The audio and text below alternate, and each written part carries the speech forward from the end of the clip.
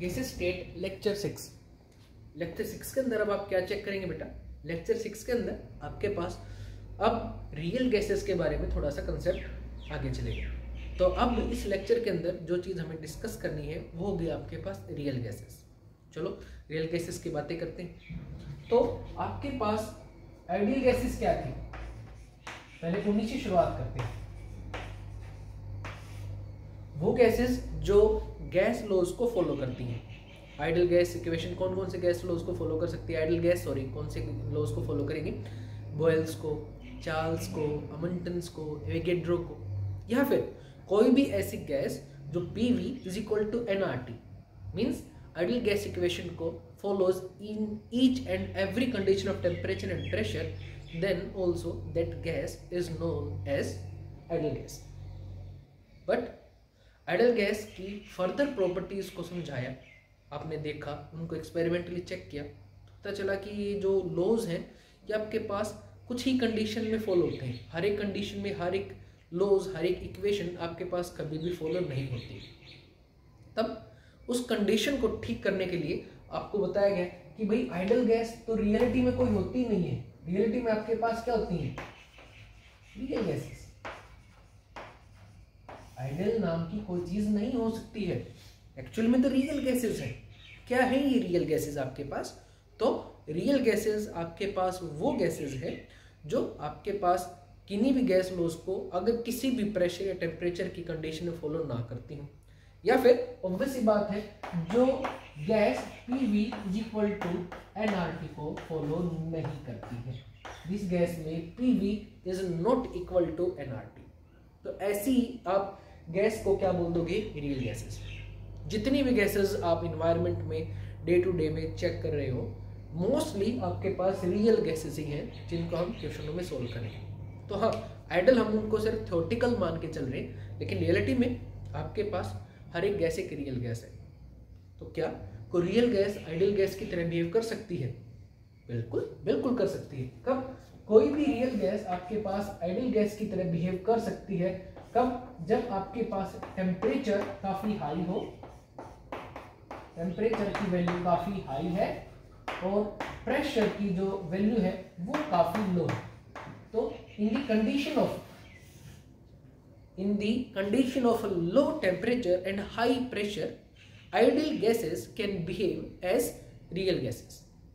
अब आगे चलते हैं थोड़ा सा। टेम्परेचर हाई कर दिया, प्रेशर लो कर दिया, आइडियल बन गई। पर टॉपिक ये है कि आपके पास आइडियल गैस क्यों नहीं है? आपने पूरी थ्योरी दे दी है, काइनेटिक थ्योरी ऑफ गैसेस, इतने सारे लॉज पढ़ लिए हैं, क्या प्रॉब्लम आई, कहाँ दिक्कत आई कि आपके पास एक आइडियल गैस आइडियली बिहेव ना करके एक अलग तरीके से बिहेव कर रही है? तो उसकी वजह थी काइनेटिक थ्योरी के दो पोस्टुलेट्स जो अज्यूम्ड थे लेकिन वो रियलिटी में ठीक नहीं थे। पोस्टुलेट नंबर 1, जिसमें आपने कहा था कि volume of a gas is negligible as compared to volume of container, as compared to volume of container। ये गड़बड़ थी। किसी भी गैस का वॉल्यूम उसके कंटेनर के मुकाबले में, कंटेनर इतना बड़ा, उसके वॉल्यूम जो मॉलिक्यूल बहुत छोटे, बहुत ज्यादा छोटे। आपके पास मान लीजिए आपने कोई इतना सा कंटेनर ले लिया और मॉलिक्यूल बिल्कुल ऐसे ऐसे है, हाँ माना जा सकता है भाई, लेकिन हर एक गैस में ऐसा हो, ये रियलिटी में नहीं था। तो भाई हाँ, volume of a gas generally आपके पास compare to volume of container negligible या काफी कम होता है, लेकिन हर एक कंडीशन में, हर एक स्टेट में ऐसा नहीं होता। तो ये पोस्टुलेट गलत था, जिसकी वजह से आपके पास गैसेस आइडियल नहीं हो पा रही थी। और सेकंड तो हद ही थी भाई, वो तो हम बात कर ही चुके हैं। क्या थी सेकंड हद? वो कह रहा था भाई गैसेस के मॉलिक्यूल्स में कोई अट्रैक्शन नहीं होती, कोई रिपल्शन ही नहीं होती। अरे और कुछ नहीं है तो आपके पास वंडरवाल फोर्सेस, डिस्पर्शन फोर्सेस तो होंगे ही होंगे, वो तो यूनिवर्सल है ना। बात तो ये न्यूक्लियस सबके पास है, इलेक्ट्रॉन सबके पास है। ऐसा कहीं नहीं कि एक ही मॉलिक्यूल है तो घूमते घूमते ये इलेक्ट्रॉन यहाँ आ गए, इसके यहाँ आ गए, तो इलेक्ट्रॉन के बीच में और न्यूक्लियस के बीच में और कुछ नहीं, तो एक मरे से मरा एक अट्रैक्शन फोर्स तो आएगा ही आएगा, जिसका नाम लंदन फोर्स था। तो ये तो कह रहा था नहीं भाई कोई अट्रैक्टिव फोर्स नहीं है, कोई रिपल्सिव फोर्स नहीं, लेकिन नहीं कुछ तो जरूर है आपके पास। पॉसिबल ही नहीं है आपके पास। तो ये कह रहा था क्या, आइडियल गैस इक्वेशन में या काइनेटिक थ्योरी ने एक चीज को माना था कि आपके पास गैसेस मॉलिक्यूल के बीच में इलास्टिक कोलिजन है and don't gases do not have, ideal gases do not have attractive और रिपल्सिव फोर्सेस। तो सभी गैसेस को तो हम आइडियल मान के बैठ के, उनके बीच में ना कोई अट्रैक्शन ना कोई रिपल्शन है। अगर भाई कोई अट्रैक्शन रिपल्शन नहीं है तो आप उनको लिक्विफाई नहीं कर सकते कभी भी। लिक्विफाई कब होती है गैसेस, जब उनके मॉलिक्यूल एक दूसरे को अट्रैक्ट करके एक दूसरे के पास आते हैं। और लिक्विफाई से सॉलिडिफाई भी ऐसे ही होती है, मॉलिक्यूल और भी फर्दर पास आते हैं। तो ये तो कह रहा है भाई अट्रैक्शन ही नहीं है, अट्रैक्शन नहीं है तो भाई उस हिसाब से पॉसिबल ही नहीं हो सकता। तो ये सेकंड पोस्टुलेट था जो कह रहा था कि गैसेस पार्टिकल हमेशा इलास्टिकली एक दूसरे के साथ कोलाइड करेंगे, कोई एनर्जी लूज नहीं करेंगे। क्यों? क्योंकि उनके बीच में कोई अट्रैक्शन कोई रिपल्सिव फोर्स बिल्कुल भी नहीं है। ये जो दो पोस्टुलेट थे, इन दो पोस्टुलेटों ने आपकी आइडियल गैस इक्वेशन को गलत करा दिया। अब इनको ठीक करना था, तो इनको ठीक करने के लिए या समझने के लिए कि एक गैस अगर आपको दे दी जाए, वो आप मैथमेटिकली या किस तरीके से पता करोगे कि भाई इसमें आइडियल कंटेंट कितना है, या भैया आइडियल थोड़ी बहुत है भी या बिल्कुल भी नहीं है। उसके लिए एक फैक्टर दिया गया और उस फैक्टर का नाम था कंप्रेसिबिलिटी फैक्टर। तो एक्सप्लेन, आप ये लिख सकते हो नोटबुक के नोट्स में, to explain the nature of the gas we have been provided with a factor known as compressibility factor and which is denoted by capital Z. But to explain the nature of the gas we have been provided, yeah, we have assigned a Z compressibility factor. ठीक है जी, nature of gas जानने के लिए हमने एक assign किया है Z को, कंप्रेसिबिलिटी फैक्टर को। और Z क्या आपके पास mathematically Z is equal to PV real upon में PV आइडियल। काइनेटिक थ्योरी में PV से ही सब कुछ आया था भाई। काइनेटिक थ्योरी जो गैसेस थी PV इज इक्वल टू से ही सब कुछ आया था, बाद में उसी को कन्वर्ट किया था। तो वहीं से हमने उठाया कि क्या था, PV real is equal to PV ideal. अब थोड़ा सा चेंज करते हैं भाई। आइडियल में तो आपको पता है हमेशा क्या, आइडियल में PV इज इक्वल टू हमेशा क्या होना चाहिए, nRT। तो भाई रख दो PV is equal to nRT is equal to PV real. ये nRT इक्वल नहीं है तो इसको हमने PV छोड़ दिया। ठीक है जी। तो इन दो फैक्टरों से क्या, कोई भी गैस है उसका कितना प्रेशर एग्जर्ट हो रहा है, वो टक्कर मारे हुए कंटेनर को वहां से आप उसको मेजर करके ले आए किसी तरीके से। टेम्परेचर तो आपने खुद ही फिक्स कर रखा था रूम का, तो P इंटू V, और वॉल्यूम तो कंटेनर का आपको बताइए क्या है। तो P और V की मल्टीप्लाई कर ली, वहां से आपके पास वैल्यू आ गई। नंबर ऑफ मोल्स, अगर आपको मास पता है गैस का तो नंबर ऑफ मोल्स ऑटोमेटिकली पता चल जाएंगे। R गैस कांस्टेंट है, वैल्यू फिक्स होती है। टेम्परेचर फिक्स पहले ही कर रखा था।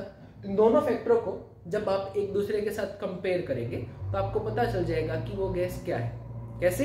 अरे वैल्यूज आएंगे ना कुछ, ठीक है। पर उससे पहले एक छोटा सा फैक्टर और देख लो आपके पास, इसको इस नाम से भी जाना जा सकता है, V रियल अपॉन में V आइडियल। ये कहां से आया है? ये इसी एक्सप्रेशन से आया है। कैसे भाई? प्रेशर तो आप कांस्टेंट कर सकते हैं, प्रेशर हाइट की डिपेंडेंट है काफी ज्यादा, प्रेशर आपने कांस्टेंट कर दिया है। तो एक्चुअली में अगर प्रेशर कांस्टेंट तो P से P कट जाएगा, तो Z को आप ये भी मान सकते हो कि V रियल अपॉन में V आइडियल की जो फ्रैक्शन है वो भी आपको किस चीज को डिफाइन करेगी, Z की वैल्यू। अब ये तीनों एक्सप्रेशन जो भी आपके पास वैल्यूज हो, उन सारी वैल्यूज को कंपेयर करके मैथमेटिकली आप तीन रिजल्ट्स पे आओगे। क्या? Z की वैल्यू हो सकता है 1 के बराबर आ जाए। कब? जब PV की मल्टीप्लीकेशन और nRT की वैल्यू बिल्कुल सेम है, तो Z की वैल्यू क्या आ सकती है, 1। या फिर हो सकता है Z की value not equal to 1। Z की वैल्यू अगर 1 आ गई तो आप कहोगे सर ये जो गैस है ना सर, ये आइडियल है, the gas provided is an ideal gas. लेकिन अगर Z की वैल्यू 1 नहीं आई तो भाई गैस आइडियल नहीं है। अब इसके भी दो केस बनेंगे। क्या क्या केस बनेंगे सर? हो सकता है Z की वैल्यू ग्रेटर देन 1 आ जाए, और हो सकता है Z की वैल्यू लेस देन 1 आ जाए। दो चीजें हो सकती है ना, Z की वैल्यू आपके पास ग्रेटर देन 1 हो सकती है और Z की वैल्यू लेस देन 1 हो सकती है। तो क्या आएंगे इनके आंसर, देखते हैं।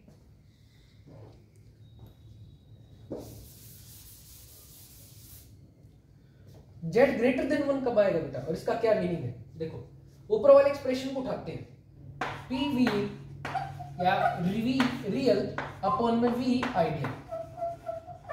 अगर ग्रेटर देन 1 है, पहले फिजिकल सिग्निफिकेंस लेके चल रहे, इसका मतलब आपके पास ये वाली वैल्यू फ्रैक्शन कभी भी 1 से ऊपर कब आती है, जब न्यूमरेटर आपके पास मान लो 15 है, डिनोमिनेटर आपके पास 10 है, तो फ्रैक्शन क्या आएगी, 1 से ज्यादा 1.5, अरे और छोड़ो 11 10 तो भी क्या आएगी, ज्यादा ही आएगी, और ये दोनों 10 10 हुए तो क्या होगा, बराबर हो गए।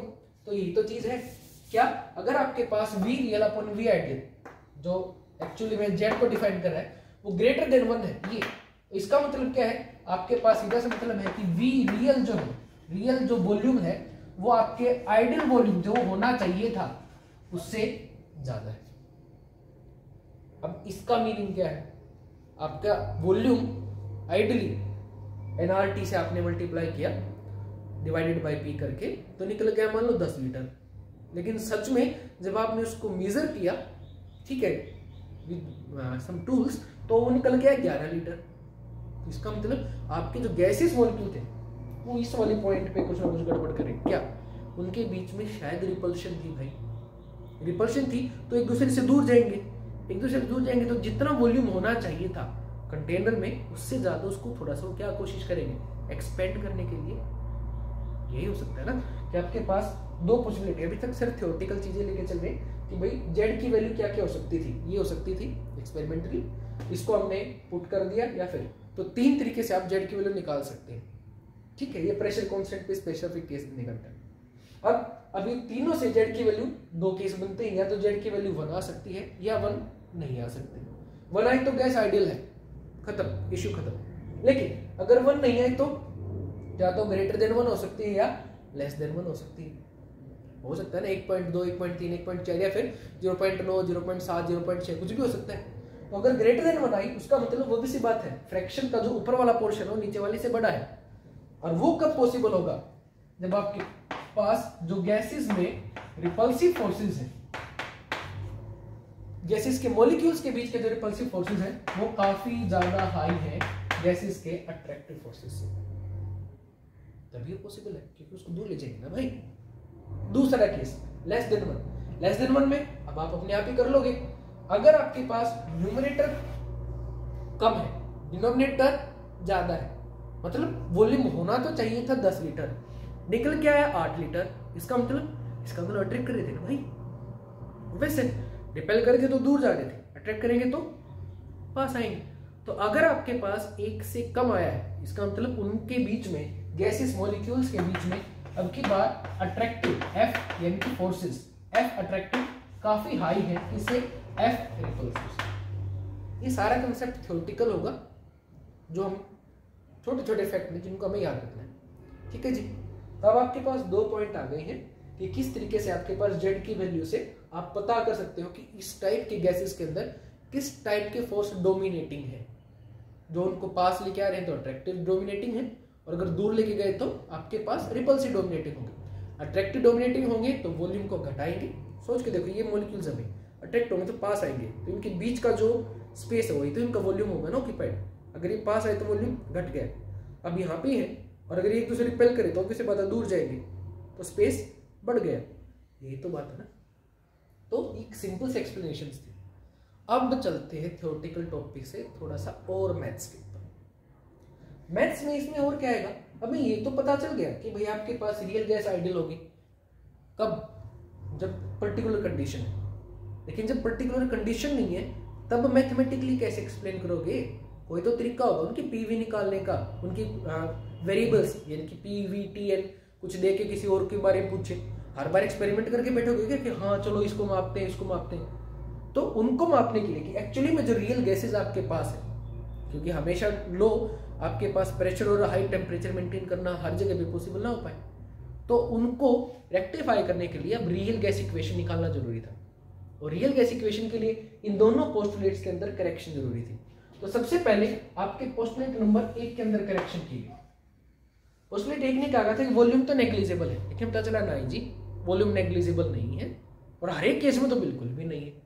तो रियल वॉल्यूम कितना था, तो पता क्या गया कि जो रियल वॉल्यूम था वो आपके पास आइडियल वॉल्यूम में से एक n/b फैक्टर घटा दो इसके इक्वल था, ठीक है जी।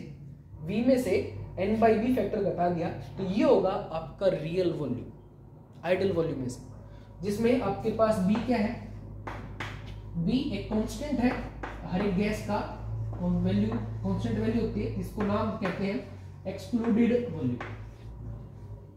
b क्या है बेटा आपके पास, एक्सक्लूडेड वॉल्यूम, जो डिफाइन करता है आपके पास गैसेस में वॉल्यूम वाले टर्म को। ठीक है जी, तो वॉल्यूम के अंदर करेक्शन कैसे की, उसमें से n नंबर ऑफ मोल्स है और b एक्सक्लूडेड वॉल्यूम एक फैक्टर है जो हर एक गैस की कांस्टेंट वैल्यू आपके पास हमेशा होती है। अगला, गैसेस डोंट हैव अट्रैक्शन और रिपल्शन, होगी भाई, पक्का होगी। अट्रैक्शन और रिपल्शन की वजह से क्या होगा, अट्रैक्शन होगी तो गैसेस एक दूसरे के पास आ जाएंगी, उनकी एनर्जी घट जाएगी, अट्रैक्शन हमेशा एनर्जी घटाता है। रिपल्शन होगा तो एक दूसरे से दूर जाएंगी, उनकी एनर्जी बढ़ जाएगी। उससे क्या होगा, एनर्जी घटने से या बढ़ने से आपके गैसेस मॉलिक्यूल्स की जो वॉल के साथ जो वो आपके पास कोलाइड कर रही होंगी, वॉल के साथ कोलाइड करने की उनकी जो टेंडेंसी है उसमें फर्क आएगा। कोलिजन ज्यादा करेगी एक यूनिट टाइम के अंदर तो प्रेशर ज्यादा एक्सर्ट करेंगी, कोलिजन कम करेंगी तो भाई ऑब्वियस बात है प्रेशर भी एक्सर्शन कम होगी। तो जो सेकंड फैक्टर था, जो गड़बड़ थी, अट्रैक्टिव रिपल्सिव फोर्सेस जो नहीं थे, अगर उनको भी पिक्चर के अंदर इंक्लूड किया जाए तो प्रेशर फैक्टर के अंदर भी हमें इंप्रूवमेंट और करेक्शन करने की जरूरत थी। तो सेकंड पॉइंट को एक्सपेरिमेंटली करेक्ट कैसे किया गया, सेकंड पॉइंट को करेक्ट किया गया पी फैक्टर के अंदर, और पता चला कि जो पी है, रियल पी, ये रियल वैल्यूज है बेटा। तो पी रियल क्या है आपके पास, पी प्लस एन स्क्वायर ए अपॉन में वी स्क्वायर। पी फैक्टर के अंदर जो आइडियल प्रेशर है, ठीक है जी, ये आइडियल है, आइडियल प्रेशर के अंदर अगर n square a by v square factor को जोड़ दो तो आपके पास ये आपकी सारी कंडीशनों को सेटिस्फाई करेगा। मतलब आपके पास करेक्शन है ये प्रेशर के अंदर, जहां पर आपके पास जो फैक्टर ए है, ठीक है जी, ये आपके पास एक कांस्टेंट है जो डिफाइन करता है अट्रैक्टिव या रिपल्सिव फोर्सेस को। जो किस चीज को डिफाइन करेगा बेटा, अट्रैक्टिव या रिपल्सिव फोर्सेस को। मेनली आपके पास ए का जो एक्सटेंट है वो, अगर मैं एग्जैक्टली करेक्टली ठीक चीजों को डिफाइन करूं तो भाई ए आपके पास attractive forces between the gases के लिए ही दिया गया था। किसके लिए दिया गया था बेटा, attractive forces between gases. Attractive forces between gases को डिफाइन करने के लिए आपको क्या दिया गया था, ए फैक्टर। ठीक है जी, अब यहां से आपके पास थोड़ा सा टॉपिक और आगे लेके चलते हैं। ये समझ में आ गया होगा बेटा, स्क्रीनशॉट आपने ले भी लिया होगा, प्लीज इसको नोट्स में जरूर मेंटेन करना। अब इन्हीं के ऊपर चलते हैं, कंप्रेसिबिलिटी फैक्टर को आगे और भी एक्सप्लेन करेंगे। हाँ जी, तो आपके पास जो अब रियल गैस इक्वेशन बनेगी, आइडियल गैस इक्वेशन के अंदर करेक्शंस करने के बाद वो क्या बनेगी, वो बनेगी आपके पास P plus n square a by v square into V minus n b is equal to n r, क्या बनेगी बेटा, P plus n square a by v square is equal to n r t. This is the real gas equation where A and B are constant. B defines the excluded volume, A defines the attractive forces between the gaseous molecule. ये क्या define करेंगे भाई, attractive forces किसके बीच में, gaseous molecules के बीच में। तो आप इसको ऐसे बोल सकते हो, इंटरमोलिकुलर फोर्सेस ऑफ अट्रैक्शन। ठीक है जी, अगर ए की वैल्यू हाई हुई तो, ए की वैल्यू अगर हाई है तो भाई गैसेस मॉलिक्यूल में अट्रैक्शन भी हाई रहेगी। ए हाई इंप्लाइज एफ अट्रैक्टिव क्या रहेगी, इंप्लाइज हायर।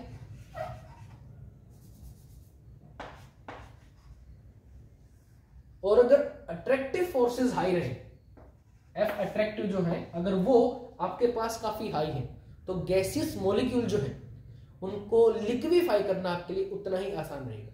मींस अगर ए की वैल्यू हाई है तो अट्रैक्शन ज्यादा है, अट्रैक्शन ज्यादा तो मॉलिक्यूल एक दूसरे के बिल्कुल पास पास आ जाएंगे, और जब आपके पास अट्रैक्शन काफी अच्छी खासी अमाउंट में आ जाती है तो gas state exactly liquid state के अंदर, हाँ जी, कन्वर्ट हो जाएगी। तो आपके पास अट्रैक्शन ज्यादा होने से गैस की लिक्विफाई होने की टेंडेंसी बढ़ जाती है। तो A high implies of attraction high implies, ये दोनों फैक्टर क्या इंप्लाई करेंगे आपके पास, ease of liquefaction, ease of liquefaction of gases, liquefaction spelling पूरी कर लेना बेटा, of gases is high. A high है तो अट्रैक्शन ज्यादा है, अट्रैक्शन ज्यादा तो ease of liquefaction of gases भी हाई रहेगी। ठीक है ना जी, हो जाएगा। दूसरा, आपके पास यहां से सिंपल से क्वेश्चन आ जाएंगे, जैसे भाई आपको ए की वैल्यू दे दी जाए, एक गैस है अमोनिया, एक गैस है H2, एक गैस है नियोन। ठीक है जी, इसकी ए की वैल्यू जो है वो गिवन है आपके पास 7.0, इसकी ए की वैल्यू है 2.6, इसकी ए की वैल्यू है आपके पास 1.2, और पूछा जाए बताओ कौन सी गैस में intermolecular forces of attraction maximum है, तो इसके एप्लीकेशन आएगी आपके पास, डायरेक्ट एग्जाम से भी क्वेश्चन आते हैं बेटा इसके, क्या अट्रैक्शन ज्यादा तो ईज ऑफ लिक्विफिकेशन भी हाई रहेगी। तो आपके पास सबसे ज्यादा इजी लिक्विफाई कौन होगा, अमोनिया, और सबसे कम नियोन। तो इंक्रीजिंग ऑर्डर में कहूं तो नियोन की लिक्विफिकेशन सबसे कम, फिर हाइड्रोजन सबसे ज्यादा, अमोनिया। ऐसे ही आपके पास अट्रैक्टिव फोर्सेस की बेसिस पे काजे भी इनको अट्रैक्टिव फोर्सेस या इंटरमोलिकुलर फोर्सेस ऑफ अट्रैक्शन के टर्म्स में अरेंज करो डिक्रीजिंग ऑर्डर में, तो सबसे ज्यादा किसमें देंगे, जिसमें ए की वैल्यू ज्यादा है, तो NH3 higher than H2 higher than neon, इस टाइप से इंटरमोलिकुलर फोर्सेस में अगर आप इनको अरेंज कराओ तो क्या जो है अमोनिया में सबसे ज्यादा, उसके बाद किसमें होंगे आपके पास H2 में, और सबसे किसमें होंगे, नियोन में। डिक्रीजिंग ऑर्डर हो गया ना बताइए। तो इस टाइप के क्वेश्चन यहां से बड़े सिंपल से पूछ लिए जाते हैं बहुत आराम से। दूसरा, अब आपके पास इंपॉर्टेंट फैक्टर, बहुत सिंपल से क्वेश्चन अपने सीबीएसई के इस टर्म में यहां से आते हैं। क्या आपके पास जो ए और बी है, ए एंड बी है, इनकी यूनिट्स क्या होंगी, बड़ी सिंपल क्वेश्चन है, what are the units of a and b, what is the physical significance of a and b. तो ए आपके पास अट्रैक्टिव और रिपल्सिव फोर्सेस को डिफाइन करता है, और बी आपके पास एक्सक्लूडेड वॉल्यूम को, यूनिट्स वाला क्वेश्चन। और देख लेते हैं एक बार, ए क्या था, तो भाई ए की यूनिट्स क्या होंगी, आपको पता है फिजिक्स ने आपको एक बात बहुत अच्छे से समझा रखी है कि सेम यूनिट के अंदर सेम यूनिट वाली चीजें ही ऐड हो सकती हैं। तो प्रेशर के अंदर जो चीज ऐड होगी ऑब्वियस सी बात है उसकी यूनिट भी प्रेशर वाली होनी चाहिए। प्रेशर के अंदर वॉल्यूम ऐड नहीं कर सकते बेटा, वॉल्यूम 2 लीटर के अंदर आप 4 kg ऐड कर सकते हो, उसका कोई फिजिकल सिग्निफिकेंस नहीं होगा आपके पास। तो वही चीज यहाँ पर है, सेम यूनिट्स वाली चीजें ही ऐड या सब्ट्रैक्ट होती है, मल्टीप्लाई डिवीजन का कोई लेना देना नहीं है। तो इसके अंदर ये ऐड हो रहा है, तो इसका मतलब क्या है, जो पी की यूनिट्स है वही यूनिट्स किसकी होंगी आपके पास, n² A/V की। तो आपके पास ए की यूनिट क्या हो जाएगी, प्रेशर इंटू में volume divided by n²। Pressure into volume की यूनिट्स आपको बताइए, एसआई में अगर बात करोगे तो क्या हो जाएंगे आपके पास, हाँ जी, पास्कल, वॉल्यूम की litre divided by mole square, एक टाइप। दूसरा P इंटू V, बात हुई थी ना, हाँ जी, W is equal to P delta V, work और एनर्जी, और वर्क और एनर्जी की यूनिट जूल, तो आप इसको ऐसे भी कर सकते हो, जूल PV डिवाइडेड बाय आपके पास क्या हो जाएगा, mole square, that is joule mole raise to power -2, ये इसकी यूनिट हो जाएंगे बेटा आपके पास। ठीक है जी, और वो जो LT2 LT1 जो फिजिक्स में करते हो वो तो आप कर ही लोगे अब आराम से। दूसरा B की यूनिट्स, ये तो आसान है, V is equal to NB, units के हिसाब से इक्वल होता है बेटा, ये यूनिट्स निकालने के लिए, क्योंकि दोनों यूनिट सेम है तो कंपेयर कर रहे हैं। तो B की यूनिट क्या हो जाएगी, V/N, दैट इज लीटर पर मोल या लीटर मोल इनवर्स। बहुत सिंपल क्वेश्चन और बहुत आता है आपके पास पेपर में। तो आपके पास ए की यूनिट्स क्या हो जाएंगी भाई, पास्कल लीटर या ATM litre mole inverse power -2, या फिर joule mole raise to power -2। ऐसे ही आपके पास लीटर मोल इनवर्स किसकी हो जाएंगी, बी की यूनिट। ये प्लीज ध्यान देना, ए की क्या यूनिट रहेगी और बी की क्या यूनिट रहेगी, ये इंपॉर्टेंट है, प्लीज इसको नोट डाउन कर लीजिए, आपके काम की चीज है। अब फिर से हम चलेंगे अपनी कंप्रेसिबिलिटी फैक्टर के ऊपर, जहां से हमने शुरू किया था। तो एक बार इसको ढंग से एक बार प्लीज नोट कर लीजिए, आपके पास क्या बन गया है, और वापस सब उसी पे आ जाते हैं।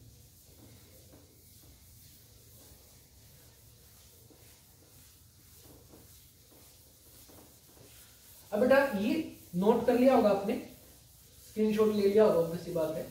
अब आगे जब आप आओगे तो आपके पास क्या टॉपिक आएगा, कंप्रेसिबिलिटी फैक्टर। वापस से उसी पे आगे जहां से हमने शुरू किया था, जो क्या आपको ज्ञान दे रहा था, बता रहा था कि भाई ये गैस रियल है या आइडियल है। रियल है तो इसके अंदर अट्रैक्टिव फोर्सेस है या रिपल्सिव फोर्सेस है। तो एक बार फिर से आ जाते हैं जेड के ऊपर। जेड की क्या वैल्यू थी, Z is equal to PV real upon में PV ideal is equal to PV real upon में आपके पास एनआरटी इज इक्वल टू आपके पास क्या था, हाँ जी बिल्कुल ठीक, V real by V ideal. ये वैल्यूज आई थी आपके पास जेड की। अब जेड की वैल्यूज भी फिर 3 बन गई थी। जेड आपके पास अगर इक्वल टू 1 आया तो रियल गैस आपके पास किसकी तरह बिहेव करिए, आइडियल गैस की तरह। और जेड अगर आपके पास ग्रेटर देन 1 आया या फिर जेड लेस देन 1 आया, तब आपके पास 2 फैक्टर बन गए थे। ठीक है जी। क्या इसमें आप कह रहे थे कि भाई आपके पास जेड ग्रेटर देन 1 है तो रिपल्सिव फोर्सेस बहुत मजबूत है, एफ रिपल्सिव ग्रेटर देन आपके पास एफ अट्रैक्टिव। और अगर लेस देन 1 है तो आप कहते हैं सर अट्रैक्टिव वाले मजबूत रहेंगे और रिपल्सिव वाले के बार कमजोर रहेंगे। अब फिर से टॉपिक पे आ जाओ, हम फोर्स थोड़ी ना माप रही चैप्टर में, न्यूटन का नाम ले दिया सेकंड लॉ का काइनेटिक थ्योरी में, इसका मतलब थोड़ा ना चलो फोर्स माप के है म्यूजिकल ट्रेक, नहीं नहीं नहीं नहीं, हम यहाँ पर बात करें pressure, volume, temperature, number of moles की। तो अब जो टॉपिक आएगा वो कंप्रेसिबिलिटी फैक्टर को इसके साथ जोड़ने की कोशिश करेगा। किसके साथ, ये जो जेड की वैल्यूज है, किन कंडीशनों में, प्रेशर हाई पे क्या रहेगा, प्रेशर लो पे क्या रहेगा, इंटरमीडिएट प्रेशर पे क्या रहेगा, उसका वॉल्यूम पे कैसे इंपैक्ट आएगा, तो उसके टर्म्स में पढ़ना अपने सिलेबस में है, वहीं से क्वेश्चंस आपके पास कई बार आ जाते हैं। तो लेके चलते हैं बेटा। सबसे पहले केस 1, अगर प्रेशर लो है, केस 1 अगर प्रेशर काफी ज्यादा लो है, आप इक्वेशन को लिख लो, इसको तो भूलना ही नहीं है, P plus n square a upon में v square v minus n b is equal to n r t. अगर नंबर ऑफ मोल्स जिसकी आप स्टडी कर रहे हो, मानना ही है ना इक्वेशन ही न्यूमेरिकली करे, तो नंबर ऑफ मोल्स है इनकी वैल्यू अगर 1 ले लिया आपने, मान लिया कि भाई गैस का सिर्फ एक ही मॉलिक्यूल आप स्टडी करो, तो यही इक्वेशन क्या बन जाएगी, P plus a by v square into में V minus b is equal to n r t, n की वैल्यू 1 है तो is equal to r t. ठीक है, तो ये एक इक्वेशन है, ये मत सोचना कि अलग अलग चीजें, बस यहाँ पे आप n की वैल्यू को भी इंक्लूड करके चले थे, यहाँ पे n को आपने एक्सक्लूड कर दिया क्योंकि n की वैल्यू इज 1, तो 1 को मल्टीप्लाई 1 से करो, डिवाइड 1 से करो, 1 ही रहता है आपके पास। अब आगे देखो, अगर प्रेशर की वैल्यू काफी लो है तो क्या होगा। अब थोड़ा सा सोचो, प्रेशर काफी लो है तो आपके पास अट्रैक्शन तो होगी नहीं, गैसेस मॉलिक्यूल एक दूसरे से दूर दूर रहेंगे, तो प्रेशर पे ही होता ना, प्रेशर आपने ज्यादा है तो देखो प्रेशर डाल रहे हो, मॉलिक्यूल पास पास आ रहे हैं, प्रेशर घटा दिया भाई मॉलिक्यूल दूर दूर चले गए, मॉलिक्यूल दूर रहेंगे 0.1, वॉल्यूम काफी हाई रहेगा, ऑब्वियस सी बात है, दूर चले गए ना भाई कंटेनर में एक दूसरे से। कंटेनर की वॉल स्ट्रिक्ट नहीं है, आपके पास एक्सपेंडेबल है, ठीक है, एक्सपेंडेबल या कॉन्ट्रैक्टेबल है, वो मॉलिक्यूल के ऊपर डिपेंड कर रही है, तो वो वॉल्यूम को बढ़ा लेंगे, मॉलिक्यूल के बीच में जब प्रेशर नहीं तो ऑब्वियस बात है वो खुल जाएंगे, दूर दूर डिफ्यूज हो जाएंगे। ठीक है जी, और जब वो डिफ्यूज ही हो गए एक दूसरे से तो भाई ना उनमें लंदन फोर्सेज आ सकते हैं, ना उनमें किसी टाइप का बॉन्ड बन सकता है ना। तो जब प्रेशर काफी लो है तो उस टाइम पर आपके पास प्रेशर लो होने पे अट्रैक्टिव फोर्सेस या रिपल्सिव फोर्सेस जो भी इंटरैक्शन है वो कैसे हो जाएंगी, बहुत लो हो जाएंगी। दूसरा वॉल्यूम जो है, वॉल्यूम ऑफ मॉलिक्यूल, क्योंकि अब कंटेनर का साइज उन्होंने अपने आप बढ़ा लिया बहुत ज्यादा, बहुत दूर दूर चले गए, तो वॉल्यूम ऑफ मॉलिक्यूल वो भी क्या हो जाएगा, नेग्लिजिबल हो जाएगा, बहुत थोड़ा हो जाएगा एज कंपेयर टू कंटेनर, क्योंकि कंटेनर को उन्होंने साइज बढ़ा कर लिया ना भाई प्रेशर बढ़ने घटने की वजह से। तो दोनों ही फैक्टर क्या, P आपके पास काफी हाई हो जाएगा किससे, a बाई वी स्क्वायर से, और सिमिलरली V भी काफी ज्यादा हाई हो जाएगा किससे, V वाले फैक्टर से। दोनों फैक्टर एक गैस मॉलिक्यूल की बात करें तो दोनों आपके फैक्टर जो है एक दूसरे से काफी ज्यादा बड़े हो जाएंगे। अगर ज्यादा मॉलिक्यूल के लिए बात करोगे तो भी कोई ज्यादा फर्क नहीं पड़ेगा। तो इसका मतलब आप P plus n square A/V²। अब ये मॉलिक्यूल की वैल्यू है भाई, मान लिया 1000, इसकी वैल्यू आई आपके पास 10.10, 1000 के मुकाबले 0.10 ऑलमोस्ट नेग्लिजिबल हो गया। तो इस पूरे फैक्टर को आप नियरली इक्वल टू क्या लिख दोगे, P। Similarly V minus n b को, जो आपके पास गैस इक्वेशन में था, V काफी बड़ा है तो ये किसकी इक्वल हो जाएगा, V minus n b nearly equal to V। तो आपकी इन्हीं दोनों वैल्यू को क्या, P plus n square A/V² और V माइनस एन बी, इसको वैल्यू को पुट कर दो, सॉरी बेटा, इसको पुट कर दोगे P के बराबर, उसको पुट कर दोगे V के बराबर।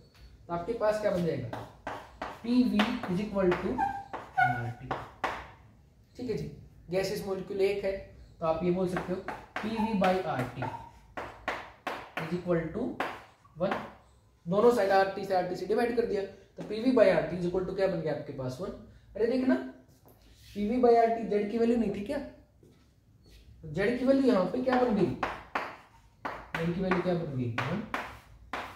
तो भाई जब आपके पास प्रेशर लो होगा बेटा तो आपके पास जेड की वैल्यू नियरली इक्वल टू क्या बन जाएगी 1। इसका मतलब लो प्रेशर पे रियल गैसेस आइडियल की तरह बिहेव कर सकती है ना जी। लो प्रेशर पे आइडियल गैसेस किसकी तरह बिहेव कर सकते हैं आपके पास, सॉरी रियल गैसेस किसकी तरह बिहेव कर सकती हैं, आइडियल गैसेस की तरह। मुझे लिख ली ना। अब दूसरे केस पे आओ, ठीक है जी। Case number 2, pressure is high. अगर प्रेशर भाई साहब जो है वो काफी बढ़ा दिया, खूब प्रेशर लेके आया। अब प्रेशर जब काफी ज्यादा बढ़ जाएगा, ठीक है जी, आपके बार वॉल्यूम वाला फैक्टर जो है उसको नेग्लेक्ट नहीं कर पाओगे, लेकिन अट्रैक्शन वाला फोर्स जो है n स्क्वायर A/V², क्योंकि भाई आपके पास वॉल्यूम वाले पे क्या फर्क पड़ रहा है, वॉल्यूम अब बहुत ज्यादा आपके पास डिक्रीमेंट में आ रहा है। तो आपके पास हाँ, जब मॉलिक्यूल पास आएंगे तो उनके इलेक्ट्रॉन भी पास आएंगे तो उनके बीच में आपको पता है एक लिमिटेड डिस्टेंस तक अट्रैक्शन होगी। लेकिन जब वो एक दूसरे के काफी ज्यादा पास आ जाएंगे तो भाई ठीक है, आपके पास इसके इलेक्ट्रॉन ऐसे, इसके इलेक्ट्रॉन ऐसे यहाँ चले गए तो आपके पास क्या हो गया, हाँ जी, कुछ क्षण के लिए, कुछ टाइम के लिए अट्रैक्शन, लेकिन बार बार इलेक्ट्रॉन एक दूसरे के सामने भी तो आएंगे। तो अट्रैक्शन वाला फोर्स अब काफी ज्यादा घट जाएगा जब प्रेशर काफी हाई लगाया है। तो जब प्रेशर काफी ज्यादा हाई रहेगा तो उस टाइम पर प्रेशर जैसे जैसे काफी ज्यादा हाई रहेगा तो वो n स्क्वायर A/V² वाले फैक्टर को क्या कर लेगा, ओवर पावर कर लेगा। लेकिन अब ज्यादा प्रेशर लगाने की वजह से आपके गैसेस मॉलिक्यूल और कंटेनर, क्योंकि कंटेनर घट गया भाई, अब की बार वॉल्यूम ऑफ कंटेनर बहुत ज्यादा हाई नहीं है वॉल्यूम ऑफ गैसेस मॉलिक्यूल के मुकाबले। तो हाँ, ये वाला फैक्टर नेग्लेक्ट हो जाएगा रियल गैस इक्वेशन का, ये वाला फैक्टर, क्योंकि अट्रैक्शन तो बहुत कम होगी प्रेशर बढ़ाने की वजह से, मॉलिक्यूल पास आ गए, उल्टा रिपल्शन आ गई है, लेकिन भाई ये वाला फैक्टर नेग्लेक्ट नहीं होगा। तो क्या बन जाएगा आपके पास, ये नियरली इक्वल टू किसके हो जाएगा, P के। तो आपकी इक्वेशन क्या बन जाएगी, P into 1 minus B is equal to RT। आपको बताइए मैंने n को उड़ा दिया क्योंकि हमने मान लिया है number of gas molecule in this study is 1, दो पॉसिबल नहीं होगा। तो PV minus PB is equal to RT हो जाएगा। मतलब PV is equal to RT plus PB। B कोई भी फैक्टर है, आपको पता है वॉल्यूम का। अब divided by RT both side, क्या बन गया आपके पास, PV by RT is equal to 1 plus PB। PV by RT is Z is equal to 1 plus PB। अब प्रेशर काफी हाई है तो ये वैल्यू भी हाई रहेगी, V की वैल्यू एक्सक्लूडेड वॉल्यूम पे, इसमें काफी फर्क पड़ेगा, तो ये ओवरऑल फैक्टर भी काफी ठीक ठाक वैल्यू देगा। ऑब्वियस सी बात है, चाहे कितनी मरी से मरी वैल्यू दे दे बेटा जी, लेकिन ये वैल्यू 1 से तो ज्यादा ही रहेगी, है ना। तो 1 से ज्यादा रहेगी तो आपके पास Z की वैल्यू क्या हो जाएगी, ग्रेटर देन 1। तो ये जो फैक्टर था Z ग्रेटर देन 1, जब हम कह रहे थे रिपल्सिव फोर्स से ज्यादा अट्रैक्टिव फोर्स, वो देखो ना ये आ गया, यही तो चीज थी। तो जब प्रेशर आपके पास ज्यादा था तो आपके पास Z ग्रेटर देन 1 रहेगा। In the condition of higher pressure Z is always greater than 1। और इसकी थ्योरेटिकल एक्सप्लेनेशन हम दे के आए थे। क्यों?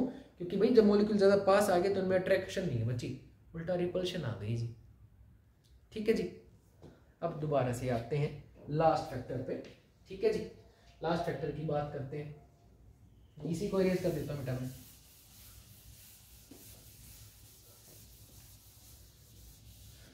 Third case, case number 3।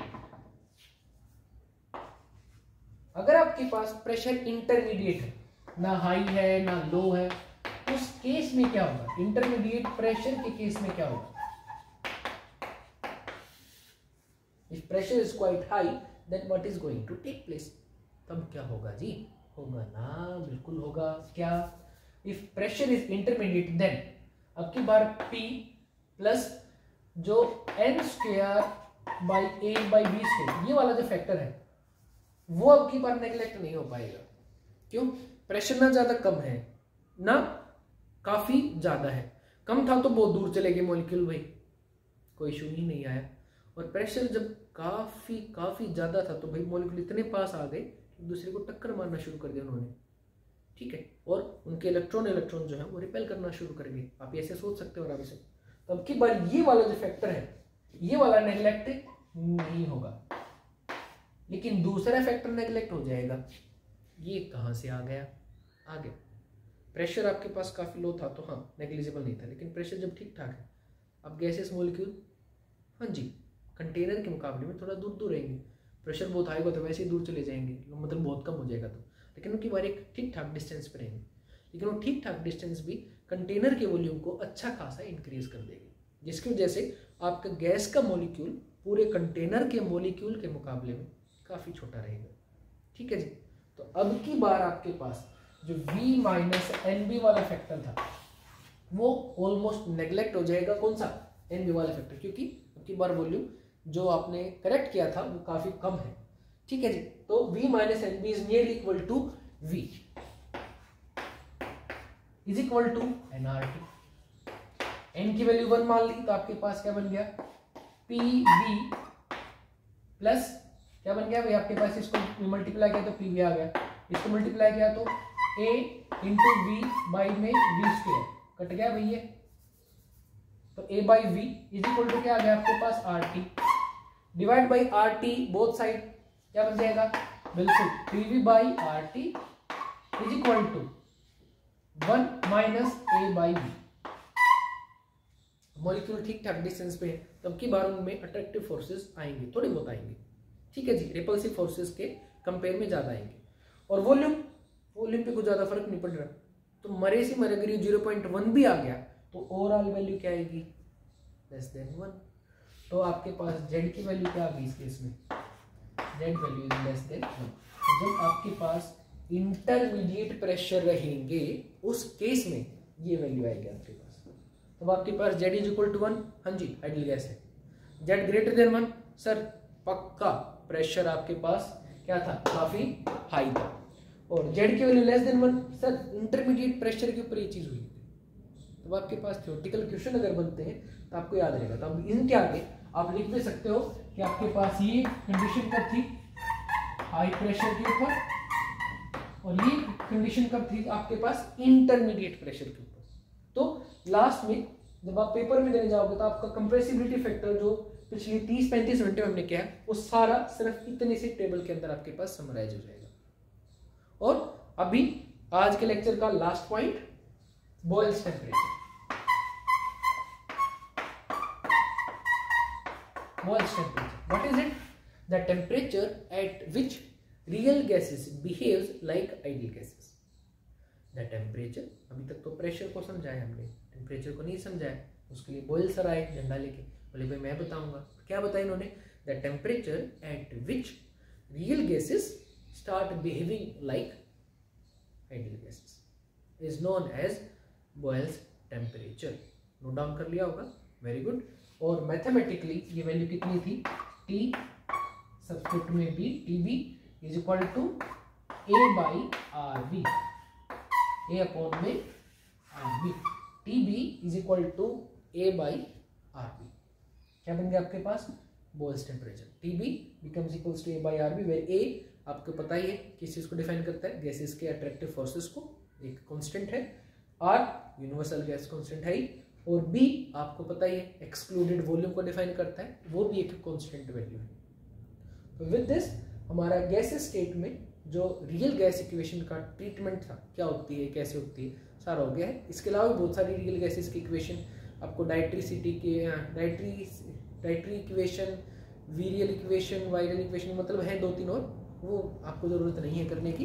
इतना पोर्शन हो गया है, इसको थोड़ा ध्यान से और इसको टेबल को कंप्लीट करके नोट्स आप बना सकते हैं। Thank you.